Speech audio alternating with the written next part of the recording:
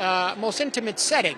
And we saw it through the lens of the marriage between Molly and Ernest, which is based on the real story. At 81, Martin Scorsese has shown us the darkest corners of the human soul, from the mean streets of Little Italy to the neon-soaked casinos of Vegas, from taxi drivers descending into madness to Wall Street wolves devouring everything in their path.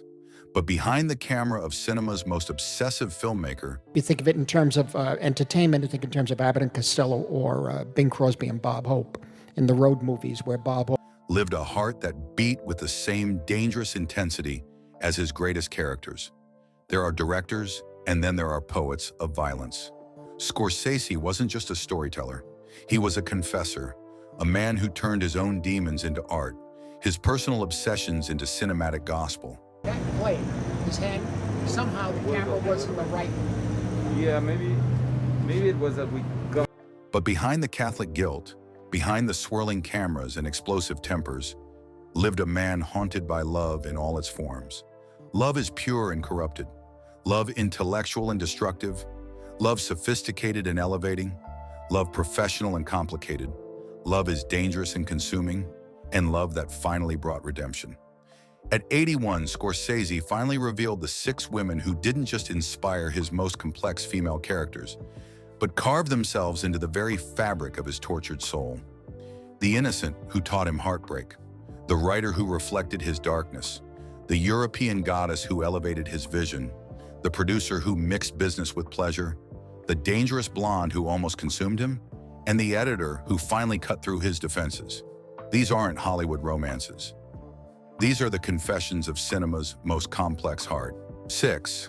Thelma Schoonmaker. In the world of cinema, some partnerships transcend romance and enter the realm of artistic destiny. For over 5 decades, Martin Scorsese has had one constant creative companion, Thelma Schoonmaker, the editor who didn't just cut his films, but helped sculpt his very soul as an artist. My parents brought me up playing the piano, and then I learned several instruments, and I'm very glad I had that experience. Thelma entered Scorsese's life in the late 1960s at NYU Film School, long before either imagined they would create cinematic history together. She wasn't a lover in the traditional sense, but something more dangerous and enduring. She was his creative equal, the woman who understood his vision better than he understood it himself. While his marriages crumbled under the weight of his obsessions, Thelma remained constant. She was there for every breakthrough, every failure, every moment of artistic doubt. She edited Mean Streets, Taxi Driver, Raging Bull, Goodfellas, and dozens more, turning Scorsese's frenzied footage into cinematic poetry. Their relationship defied Hollywood conventions. She was the woman he never married but could never divorce, the partner who shaped his legacy frame by frame. In editing rooms across decades, Thelma became the keeper of Scorsese's artistic secrets, the one person who knew exactly how his mind worked. For Scorsese, Thelma Schoonmaker represented something his romantic relationships never could: unconditional, creative love. She was the woman who proved that some bonds transcend romance, some partnerships are written in the stars, and some love stories are told not in bedrooms, but in cutting rooms where art is born. 5. Sharon Stone. In the mid-1990s, while filming Casino, Martin Scorsese found himself living inside one of his own movies. Always there until Marty finally said to me, I've had actresses I can't get out of their trailer, but I never had an actress. Sharon Stone wasn't just playing Ginger McKenna, the volatile, seductive woman who destroys Robert De Niro's character. She was becoming the dangerous blonde who threatened to consume Scorsese himself. Of experiencing emotion, of feelings. If I wanted to say I loved you to him, which I didn't, it was through that film. You see? Fresh off her Basic Instinct fame, Sharon embodied everything that fascinated and terrified Scorsese about women. She was beautiful, unpredictable, intelligent, and absolutely lethal to a man's peace of mind. Their rumored affair during Casino's production was like watching life imitate art in the most dangerous way possible. Sharon brought the same electric unpredictability to their relationship that she brought to the screen. She was the femme fatale stepped out of film noir, the kind of woman who could make a man question everything he thought he knew about himself. For Scorsese, who had spent his career exploring themes of obsession and self-destruction, Sharon was both muse and warning. Their connection was intense, passionate, and ultimately unsustainable. Like Ginger McKenna in Casino, Sharon represented the kind of love that burns everything in its path. She was cocaine and champagne when Scorsese needed stability and sobriety. She was in chaos when he was trying to find his artistic center. When their relationship inevitably imploded, Scorsese was left with more than just heartbreak. He had lived through the very story he was telling on screen, understanding intimately how a woman could become both a man's greatest inspiration and his complete destruction. Sharon Stone taught Scorsese that some people are meant to be art, not life. 4. Barbara DeFina. In the world of filmmaking, mixing business with pleasure is like lighting a match in a room full of gasoline. Martin Scorsese learned this lesson the hard way through Barbara DeFina, the brilliant producer who became his fourth wife and nearly his professional undoing. I think ultimately it's something that for some reason stays with you, so that a few years later you could watch it. Barbara wasn't just another Hollywood executive. She was Scorsese's creative equal, a woman who understood his vision and had the business acumen to make it reality. When they married in 1985, they seemed like the perfect power couple, two minds working in perfect harmony to create cinematic masterpieces. Together, they produced some of Scorsese's most acclaimed work: Goodfellas, Cape Fear, The Last Temptation of Christ. Barbara was the steady hand that guided his chaotic genius, the producer who could translate his artistic fever dreams into actual movies. But success in the boardroom doesn't always translate to happiness in the bedroom. As their professional partnership flourished, their personal relationship began to fracture under the weight of creative disagreements and conflicting visions. Barbara the producer and Barbara the wife became two different people, and Scorsese found himself caught between honoring his creative partner and loving his spouse. When their marriage ended in 1991, Scorsese lost more than a wife. He lost his most trusted collaborator, the woman who had helped him navigate Hollywood's treacherous waters. Their divorce taught him that some relationships work better when kept strictly professional. Barbara DeFina proved to Scorsese that mixing love with filmmaking was like editing with a chainsaw, powerful but ultimately destructive. 3. Isabella Rossellini. When Martin Scorsese married Isabella Rossellini in 1979, he wasn't just taking a wife. He was gaining entry into European cinema royalty, connecting himself to the legacy of Ingmar Bergman and Ingrid Bergman through their daughter. Isabella represented everything sophisticated and worldly that Scorsese's Little Italy upbringing had never offered him. Isabella was cinema in human form, raised on movie sets, speaking multiple languages, carrying herself with the effortless elegance that only comes from true artistic breeding. For Scorsese, who was still establishing himself as more than just a chronicler of New York's mean streets, Isabella opened doors to a broader, more refined cinematic vision. Their marriage coincided with Scorsese's artistic evolution. While he had built his reputation on gritty urban dramas, in cinema. For my father's film, I think my favorite film is Paisan. It is.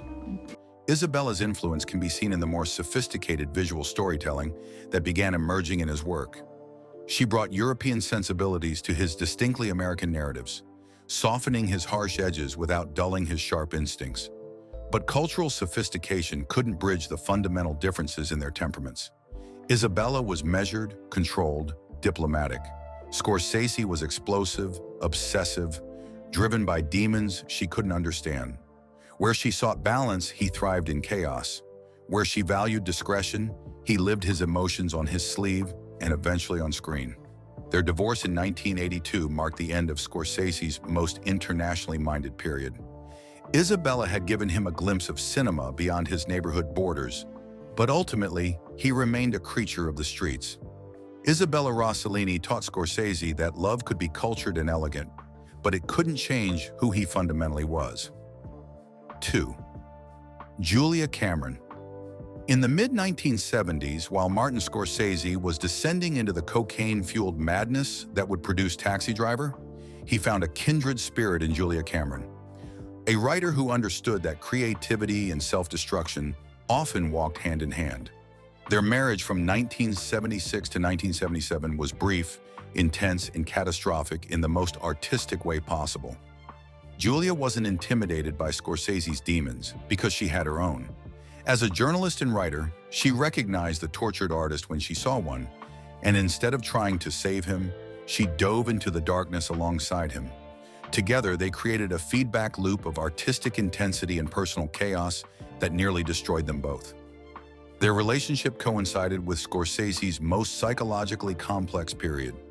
While he was exploring the mind of Travis Bickle, Julia was there, understanding the obsessions, the late-night writing sessions, the way creativity could consume everything healthy in a person's life. She didn't just support his art, she enabled it, encouraged it, lived it with him. Is that I had a director in my class who was blocked, and she started directing. But two artists feeding off each other's intensity created a combustible situation. Their fights were legendary, their reconciliations passionate, their creativity explosive. Julia understood Scorsese's vision because she shared his compulsions, but that shared understanding became shared destruction. When their marriage ended after barely a year, both were left creatively enriched but emotionally devastated. Julia later channeled their experience into her own writing, while Scorsese continued exploring themes of obsession and isolation that their relationship had illuminated. Julia Cameron showed Scorsese that finding someone who truly understands your darkness doesn't always mean finding peace. 1. Lorraine Marie Brennan.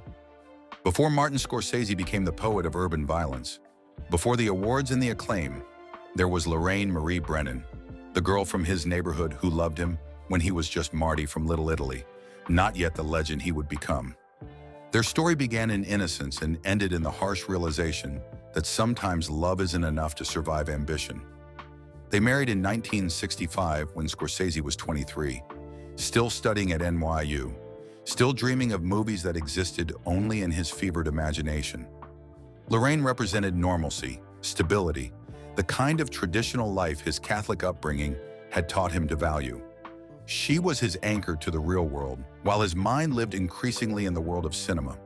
But as Scorsese's artistic vision grew more complex and demanding, their simple love story began to fracture.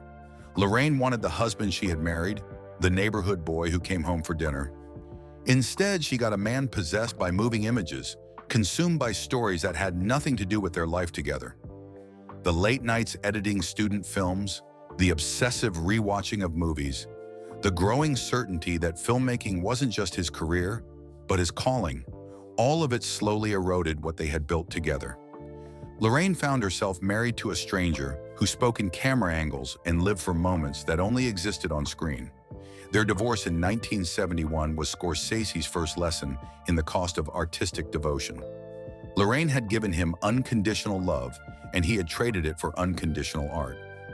Lorraine Marie Brennan taught Scorsese that some dreams require sacrificing everything else, including the people who loved you before you knew you needed to dream. At 81, Martin Scorsese's greatest masterpiece isn't a film, but understanding that obsession and love can coexist. From Lorraine's innocence to Helen's wisdom, each woman carved herself into his tortured soul. Which story resonated with you? Share below and subscribe for more confessions from cinema's most complex hearts.